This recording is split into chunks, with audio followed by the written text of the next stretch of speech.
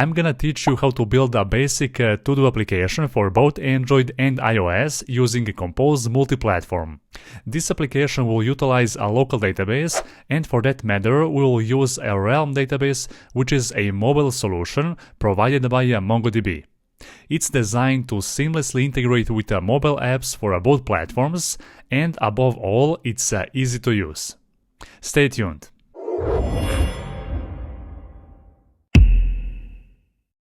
Alright, so the first step is to download a blank project template from a KMP wizard, like we always do.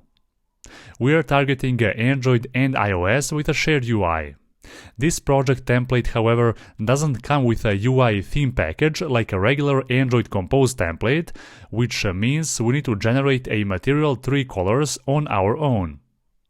Also, this template uses Material 2 Compose library by default, but we're gonna change that easily by appending a number 3 to this dependency and syncing the project once again. Now the project will use the newest Material 3 design library. Awesome! Next, to get those Material 3 colors, you can go to the Material Theme Builder web application, customize and download Material 3 colors for your project. But since this will be a rather simple project, I'm gonna specify only 2 colors that I'm gonna use here and not all of them. Anyhow, open up the app Kotlin file, which is the root composable for both platforms. Here I'm creating only 2 custom colors and passing them to light and dark color schemas. We are using a primary and a primary container colors in this demo project, which is okay. Finally, create the new colors variable that will inherit either dark or light colors, depending on whether a user has enabled a dark theme from the system settings.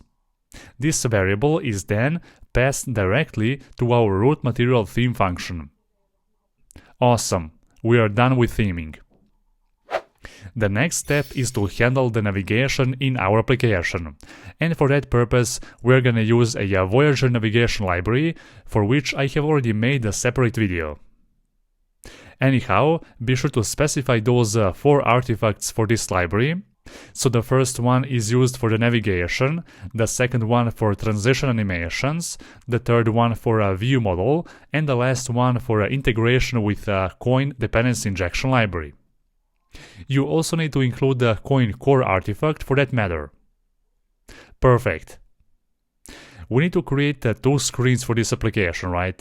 So the first one, a home screen, where we are gonna list all active and completed tasks, and the second one, a task screen, which we're gonna use to create new tasks in our application.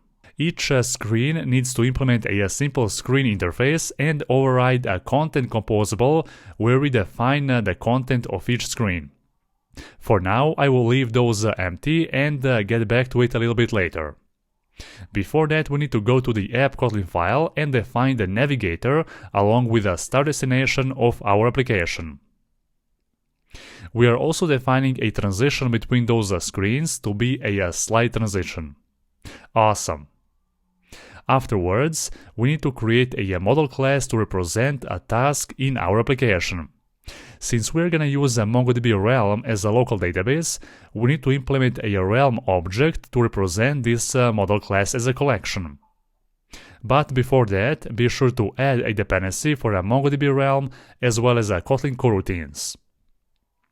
Besides that, we also need a Realm plugin and include it in both Grail build files. Finally, sync the project and you're good to go. When declaring properties with a Realm object, we need to place them inside the body of the class using a var keyword. I will add a couple of information and add an object ID that will automatically generate a unique identifier for each task document in this collection. Perfect. While we are in here, let's also create one more wrapper class that will be used to handle the data or the state of our data in our application. I have already made a complete separate video explaining this class in more details. But basically it allows us to indicate the state of our data and update our UI accordingly. There is one more helper composable function that also animates the content of our screen when transitioning between different states. Now, it's time to design how our home screen will look like. As always, we can add a scaffold along with a top app bar on the top. Then, we could also use a floating action button so that we can navigate to the task screen later. On the center of the screen, we are gonna have a column and two sections inside it. The first one will be used for active tasks and the second one for completed tasks. Instead of creating a separate UI for each one of them, I will create the single composable function that will be reused in two places. So, below that, create a new function called display tasks. It should take multiple parameters like tasks wrapped inside the request state wrapper, then a boolean value to indicate whether to show active or completed tasks, and a couple of lambdas that we're gonna use to interact with the database. Here inside we are remembering two properties. Show dialog will decide whether to show an alert dialog to prompt the user to confirm a task deletion, and the second one that will hold the reference of a task that needs to be deleted. Below that, add an if check to show this alert dialog only if this value is true, and trigger onDelete lambda if a user clicks a yes button. So, if a user closes this dialog in any way, we are just resetting both of those properties to their default values. Great. So before we continue with this composable, I'm gonna create two more components. The first one will be used to display a loading indicator to indicate a loading state of our data, and the second one to indicate an error or an empty state of our data. After that, we're gonna create one more custom composable function that will be used inside the lazy column of both active and completed tasks. So here we are adding a couple of lambdas that should be hoisted up in the composable hierarchy. Then we are passing a task along with a boolean indicator that we're gonna use to decide which UI to show and what logic to trigger. This view, when displayed as an active task, will display a star icon that we're gonna use to trigger and update the favorite property of the task itself. And when displayed as a completed task, this view will show a strike-through task title with a slightly less visibility and a delete icon instead of the star icon, because only completed tasks will show an option to delete. Alright, so now we can go back to the home screen and continue where we have started. So, below an alert dialog, place one column. Then a title text that will indicate whether this is an active or a completed section of the screen, and a lazy column below that as well. Now, since the tasks property is wrapped within the request state, I'm gonna make use of that helper function to decide what kind of a UI I want to display based on the current state of our data. So, when this data is loading, we are displaying a loading screen. If we receive some error, then the error screen, and only if we successfully fetch the data, only then we are showing a lazy column. Also, we could do one more check here to show an empty text if there are no any tasks inside this list. So afterwards, inside the lazy column, just add a task view to properly show a task information. Now we can go back and call this display tasks composable from the home screen in two places, for each section of our screen. And each one of those sections will take an equal amount of space on this screen. Alright, so we are one step closer. Before we start with the task screen, we are gonna create a MongoDB class that will hold all the functionality to interact with the local database. Here I will initialize a realm object and set its default value to be null. Then we're gonna create here a function to initialize and open up the realm so that we can interact with the database. This is also the place where you pass all your collection model classes, and in this case I have only one. This function will be called as soon as this class is initialized. Down below, let's create a function to read all tasks from the database. So to read those tasks that are not marked as completed, and we are also gonna sort those same tasks by their favorite value, which means tasks that are marked as a favorite will be shown first in the result.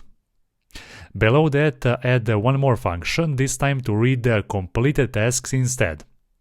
And finally, for now, just one more function which we're going to use to insert a new task document inside the database collection. Perfect. The next thing, we need to create the ViewModel for the home screen and encapsulate the logic from the MongoDB. We're gonna use a screen model, which is the part of the Voyager screen model artifact. So just create here a new class and implement the screen model interface. Then I will declare two variables with the corresponding backend properties, and their default value will be request state idle. We're gonna update them as soon as this ViewModel is initialized, and I will add here a slight delay so that we can see the loading screen before the data is fetched. After that, we're gonna read the data and update the variables. Great. Now you can see that this ViewModel class requires a MongoDB class instance. So to properly inject that into our ViewModel, I'm gonna use a Koin dependency injection library. Let's go back to the app Kotlin file and create the module variable. Then initialize the MongoDB as a singleton. And below that, I'm gonna create here and actually inject the ViewModel and pass that provided MongoDB instance as well. For the ViewModels, we're gonna use a factory block, and here just pass a get function because the Koin is smart enough to decide what kind of a dependency we need to provide here. Finally, create a function to initialize the Koin library along with this module, and call the function inside the app function, which will initialize that on both Android and iOS. We could also call this function inside the onCreate method of the main activity and inside the iOS app separately, but for the simplicity, I will leave that here for now. So, we have handled the ViewModel, and the last thing is to initialize it. So in the home screen, just call a getScreenModel function and pass a home ViewModel as a type. That's all. We can create here two additional variables to hold each one of those two types of tasks. We can pass them below in the corresponding functions, and we are ready to observe the data from the UI. Awesome. Next, let's switch over to a task screen. So I'm gonna make it a data class instead and add one more additional parameter that we are gonna use to decide whether to trigger update or insert operation with our database collection. So if we pass an actual task object here, then it will mean that we are updating a selected task, otherwise we are creating a new one. Let's add here a scaffold, then a top bar as well, and as a title I will add a text field where we're gonna modify the title property of the task. Also a back arrow so that we can navigate back to our home screen. To hold the title value for the text field, I will create a new property, but also a property for a description as well. After that, I will add a floating action button that should trigger the logic to either insert or update a selected task. This button will be visible only if both of those values are not empty. Of course, based on the task parameter of the task screen, we are gonna either trigger an update or an insert operation with the database. But we will handle that a bit later. We just need one more element on the screen, and that is a text field for a description property of our task. So just add it down below. Great. Before we continue, let's also handle a navigation between those two screens. So first, from the home screen, when the floating action button is clicked, we want to navigate to a task screen and not pass anything. That way, a task argument will be null, which will indicate that we want to create a new task. Also, when we select one of those tasks from an active tasks list, we want to navigate to a task screen, but also pass a selected task. After that, in the task screen, when the back arrow is clicked, we also want to navigate back, and also when the floating action button is clicked, we want to go back, no matter if the task is null or not. Amazing. Now, before we handle a task screen, I want to create one more model class that we're gonna use to handle the appropriate logic when it comes to interacting with a database. I will create a seal class with all possible interactions that we're gonna need. That way, we are not gonna expose any function from the ViewModel, and instead, a user will pass those actions to the ViewModel itself, which will then communicate with a MongoDB. Before we continue with a task ViewModel, let's go back to the MongoDB class and call configure function inside the init block so that we can trigger the configuration as soon as the class is initialized. Perfect. While we are here, let's also add a couple of more functions to handle different operations. Update task function is the first one. Here, specify a task as a parameter, and then below we are querying the collection to search and update the task that we are looking for by providing its ID. Then we are searching for the latest version of that object and updating its properties. Next, let's add a function to update only its completed property. So here we are also doing the same thing, only updating the single property completed. Next, let's add another function to update its favorite property this time. Like before, just pass a new boolean value to the parameters as well as a task object so that we can get its ID. Then query and update its value. So here we could also just specify a task ID as a parameter along with this boolean value. But nevertheless, I'm just gonna pass this whole object this time. We only need one more function to delete a selected task. Just pass here a task as a parameter, then query and search for the task with a specified ID, and call a delete function. Great, those are all the functionalities that we are going to need. This example could be improved furthermore. Like, we could add some kind of a return type to those functions to indicate if we receive an error, for example. But for the demo purposes, I'm just logging here an error message by using a println.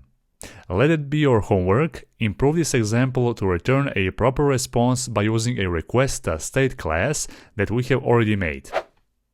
Great.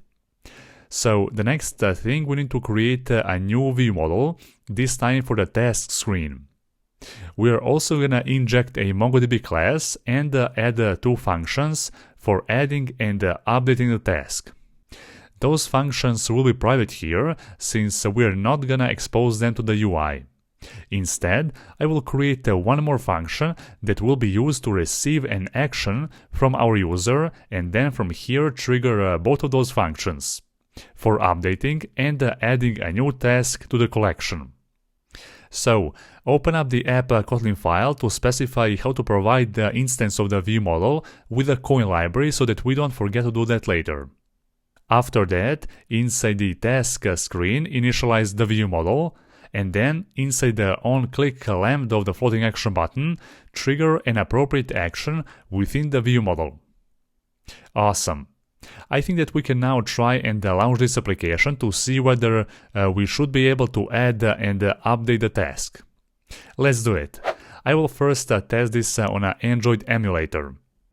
Okay, so apparently we have one UI issue. We can see only the first section for active tasks, but not the second one for the completed tasks. So let's go back to the project. And as you can see here, both of those sections have a weight modifier set to 1f, which means they should take an equal amount of space. Open up the function definition and you will see that here we have actually forgot to pass the modifier parameter to the column down below. So let's do that and let's launch the application once again. And now we can see both of those sections. Great. So open up the task screen by clicking that button. And this way we are basically passing a null as a task screen parameter, which means we want to create the new task. So fill in some dummy information and click the button to create a new task. We are going to receive here an exception because inside the lazy column for the key parameter, we need to specify only primitive values. In this case, we have passed the whole object ID, so we need to convert that into the hex string value instead. And now launch the application once again. And there you go, so now we can see that actual task that we have already made. So let's update this task and click the button. So you can see that the task has not been updated. The reason why is because we have forgot to add an ID of the task argument that we have passed to the task screen. So let's go back and specify a task ID when triggering an update action. Great. So launch the application once again and let's try updating that task one more time. Perfect, it works. We will handle the logic for updating completed and favorite properties a bit later. For now, we need to fix one more issue. As you can see in the task screen, if we try to focus the text field, then the software keyboard will overlap with our floating action button. To avoid that, just open up the Android manifest file and specify this attribute to have a value of adjust resize. Then everything should work fine. Perfect. Before we go back to the project, let's open up the project inside the Xcode so that we can test that out on iOS simulator as well. When opening the project with Xcode, be sure that you select the iOS app directory or otherwise you may get an error. So launch the application. And there you go, everything here looks and works the same way as with Android emulator. So the last thing that is left to do is implement those additional functionalities inside the home ViewModel. Let's add a function for updating a completed property, a function for updating a favorite property, and one more to delete a selected task. We will be able to delete the task only after the task is marked as completed. We need to add one more function to handle UI actions from here. Great. Let's go back to the home screen. And below that, in those two sections, we need to handle lambdas for onFavorite, onComplete, and onComplete and onDelete in the completed task section. Everything looks good for now.